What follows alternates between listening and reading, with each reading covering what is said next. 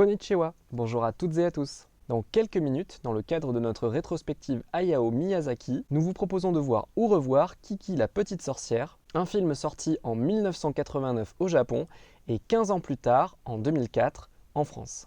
Après les succès fragiles de Mon voisin Totoro et du Tombeau des Lucioles, le prochain film des studios Ghibli s'est mis en chantier. C'est une adaptation d'un roman pour la jeunesse qui a été choisi, Le service de livraison de la sorcière, confié à un jeune scénariste, Nobuyushi Ishiki, et surtout à un réalisateur débutant, Sunao Katabuchi. Au départ, Hayao Miyazaki n'avait qu'un rôle de producteur sur ce projet. Mais assez vite, il s'y est impliqué plus activement, n'étant pas convaincu par le premier script, et devient finalement le réalisateur du film, alors que ce n'était absolument pas prévu. Mais cela a arrangé quand même tout le monde. Le studio Ghibli n'ayant encore connu aucun succès florissant, et ne comptait pas encore sur les recettes des produits dérivés de Mon voisin Totoro par exemple, alors confier la réalisation d'un film au cofondateur du studio, plutôt que de recruter un jeune réalisateur extérieur, c'était une économie non négligeable.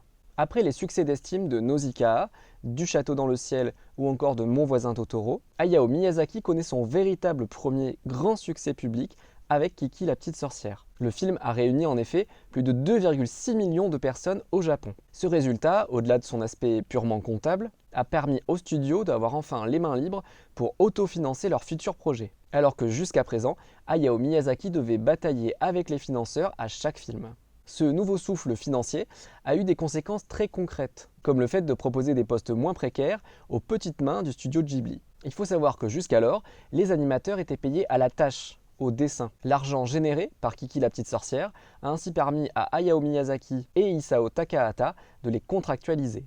Avec Kiki la petite sorcière, Hayao Miyazaki continue de développer un univers très différent de ceux des films d'animation dominants à l'époque dans le monde, à savoir les films des studios Disney. Et notamment en ce qui concerne les personnages. Alors que les héroïnes se multiplieront dans les films d'animation, notamment ceux des studios Disney à partir des années 90, le fait de mettre en scène des personnages principaux féminins a toujours été une évidence pour Hayao Miyazaki. En effet, quasiment tous ses films mettent en scène des héroïnes. Mais au-delà de cette constatation, les héroïnes du réalisateur japonais sont aussi et surtout des figures d'émancipation, ce qui est particulièrement visible dans Kiki la petite sorcière, puisqu'en plus c'est le sujet du film.